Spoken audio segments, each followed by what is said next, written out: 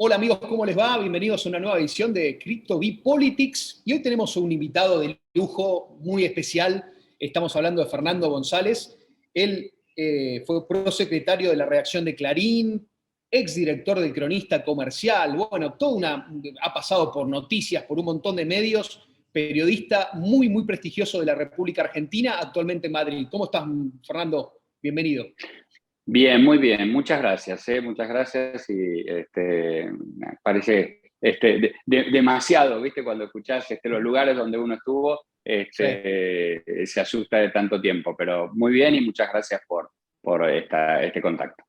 No, por favor, el placer es nuestro y nada, justo que estábamos hablando de Madrid, ¿no? De la linda ciudad que es la capital española. Contame cómo estás viviendo allá un poco el tema el fenómeno de la inflación en el mundo, ¿no? De todos los problemas que primero han acontecido con los Estados Unidos y la Fed tomando medidas. ¿Cómo ves en España la inflación y en Europa en general? Mira, es un momento muy especial, con dos sensaciones que son ambivalentes.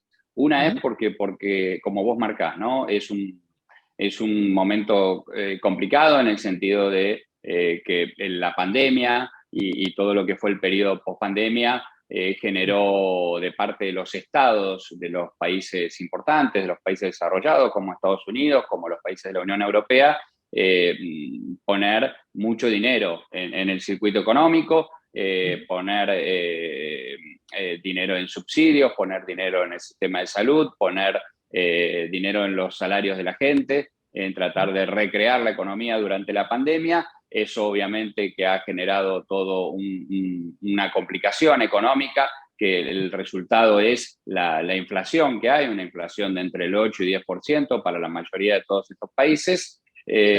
Y después, después de terminar la pandemia, o por lo menos este final un poco que han decretado tanto los Estados Unidos como la mayoría de los países europeos, Ujú. viene el otro episodio que es la guerra, ¿no? La Claro. invasión rusa a Ucrania, que también genera falta de gas, de combustible para los países importantes de Europa, y sobre la inflación, el efecto inflacionario de la pandemia, viene la guerra que también encarece el precio de los combustibles y genera otro episodio económico que es complicado. Eso por un lado. ¿Y por qué digo que es ambivalente? Es porque Sí. a la vez Madrid, el lugar donde estoy yo, y España en general, es un país que ha salido muy bien de la pandemia, y Madrid probablemente sea la ciudad europea que mejor salió de la pandemia. Porque si Mirá. bien, como en el caso de Italia, de Milán, tuvieron un comienzo muy complicado, con muchos contagios y muchos muertos, Madrid después abrió, no suspendió nunca las clases, siempre han sido presenciales, se abrió antes que el resto de las ciudades, y eso le hizo muy bien en términos de recuperación económica, recuperación del consumo, recuperación del turismo, recuperación del polo gastronómico que es, y recuperación en definitiva de la ciudad en sí, que está teniendo un momento, podemos decirle, extraordinario en términos Sí. económicos, muy interesante, con mucha apertura económica y con mucha actividad y emprendimiento privado. Así que esas son las Ujú. dos cuestiones que se dan. Una es la preocupación por la inflación y por Claro. el efecto que la guerra tiene sobre la inflación, y el otro, el momento muy interesante que está viviendo España y Madrid en particular. Claro, eso se contraponen y yo, viste, no, me veo tentado en preguntarte por los mercados financieros, ¿no? ¿Cómo estás viendo que está actuando la Fed subiendo las tasas de interés? También la vemos a Lagarde con el Banco Central Europeo, que Europa está empezando a subir las tasas de interés, pero no al ritmo que lo está haciendo los Estados Unidos. Por eso también esa disparidad ahora que el euro de repente empieza a valer menos que el dólar. ¿Cómo puede repercutir eso en el mundo? Bueno, esa es obviamente que la pregunta del millón. Yo vine a Madrid hace un año, el euro valía un 20% más que el dólar, y hoy el euro está un poquito por debajo del dólar, con lo cual ha sufrido un retroceso. La explicación obviamente es que Europa está más cerca del conflicto, sobre todo de la guerra entre Claro. Ucrania y Rusia, la invasión rusa, que los Estados Unidos. Y tanto la Fed como el Banco Central Europeo han ido subiendo las tasas para tratar de frenar la inflación, para tratar de enfriar las economías de los principales países del mundo, pero la Fed ha ido más rápido que el Banco Central Europeo. Europa teme más a la inflación y a la recesión. Y aparte, como te digo, tiene la guerra dentro, ¿no? Estados Unidos tiene el conflicto como hoy su principal tema de política exterior, pero la guerra está lejos, está en Europa. Entonces, lo que está, por lo menos con los especialistas, los economistas, digamos, especialistas financieros con los que yo hablo, todos prevén un tiempo de entre 1 año y 2, donde el euro esté un poco retrasado del dólar por esta situación, y a medida que se vaya recuperando la economía europea, de hecho hay una proyección de crecimiento para los principales países de la Unión Europea de entre el 2, 3, 4% para el año que viene, van a ir poniendo de nuevo al euro más cerca, incluso algunos hablan, bueno, en 2 años tendría que estar un poquito por encima del dólar de nuevo. Vamos a verlo, hay como una competencia entre la Fed y el Banco Central Europeo para ir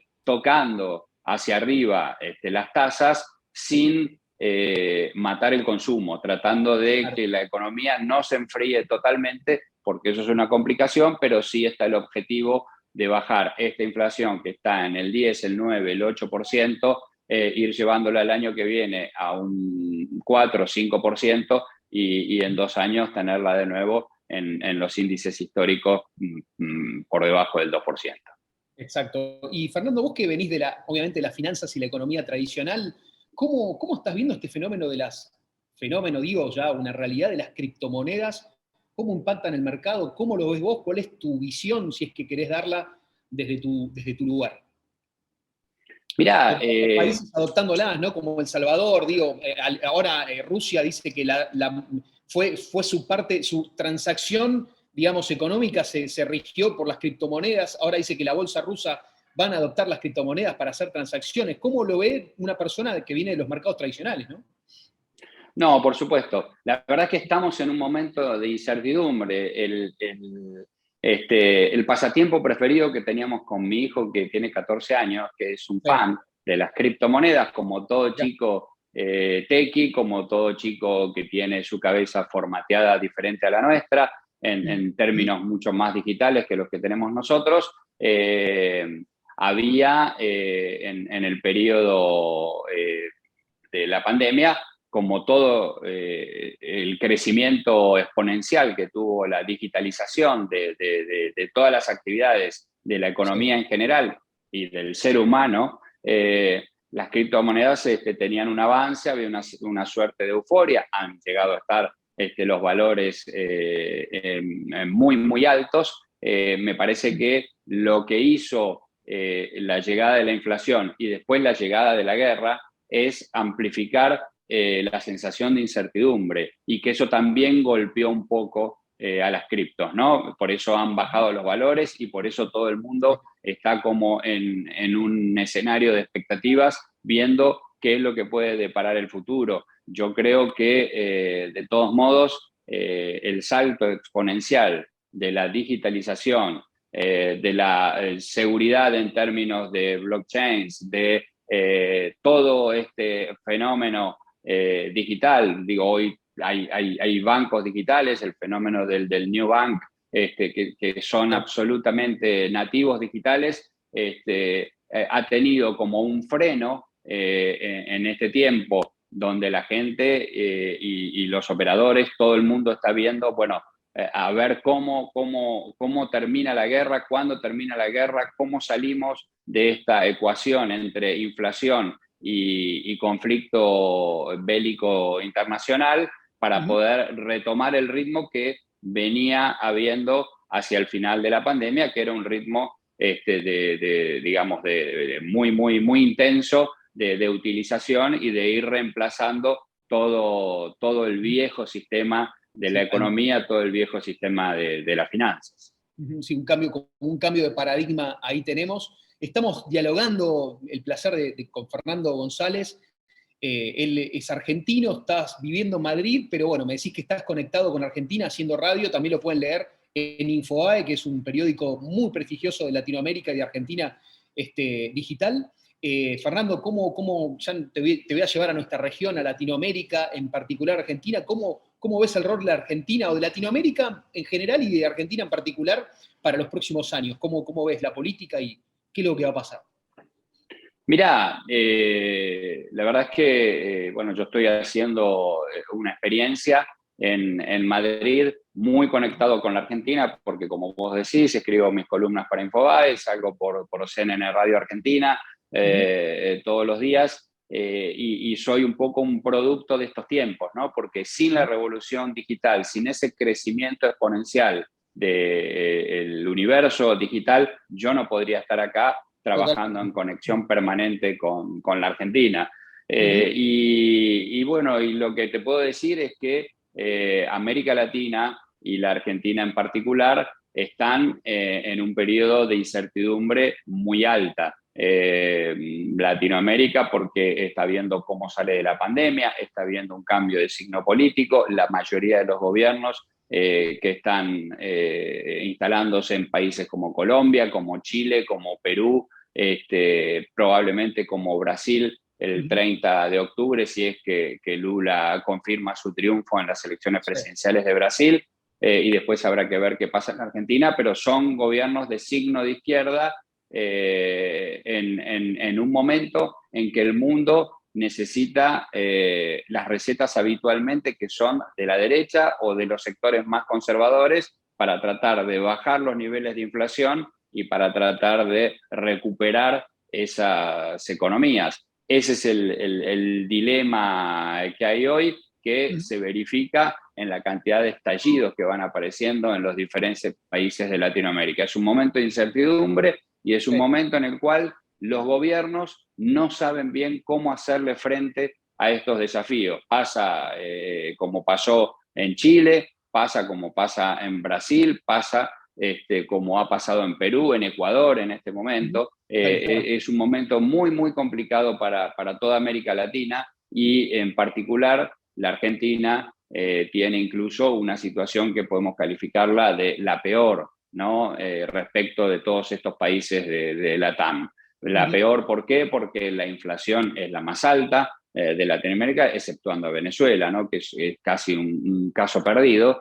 Pero la Argentina, hablaba hace un rato en la radio con Ricardo Delgado, me decía, así como si hablara de un partido de fútbol, me decía, bueno, yo tengo el número de proyección de inflación por encima del 100% para este año, 102, 103%. Hemos naturalizado esta inflación que es tremenda, con lo cual esto es lo que tiene por delante la Argentina, un mercado absolutamente cerrado por el cepo en varias de sus facetas, en la compra de dólares, en las importaciones, en el comercio internacional de los granos, que es el principal producto que tiene la Argentina, un mercado absolutamente congelado, ¿no? Absolutamente cerrado para un mundo de apertura como es el actual, y encima en el año próximo una elección presidencial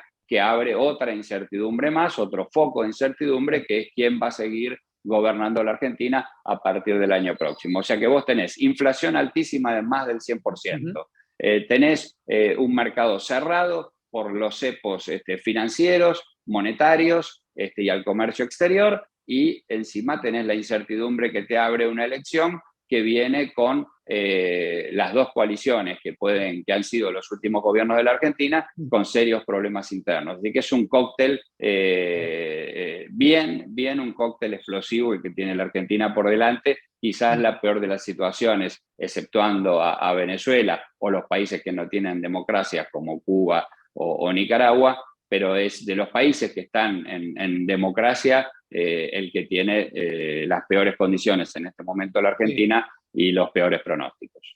Bueno, esperemos que esto algún día se resuelva, que es algo eterno, ¿no? de siempre de nuestro país, de Argentina y bueno, en general de Latinoamérica. Fernando, es un placer haberte escuchado, te vamos a seguir leyendo y escuchando. en la radio, así que muchísimas gracias por esta conexión y esperamos tenerte pronto nuevamente aquí. Justo que hablamos de las nuevas tecnologías, este canal Crypto BitChain no podría estar polulando en el mundo, en las redes, si no fuera por las nuevas tecnologías de YouTube, que estamos las 24 horas en vivo. Así que muchísimas gracias y le mando un beso también muy grande a tu mujer, a Ana, y a tus hijos.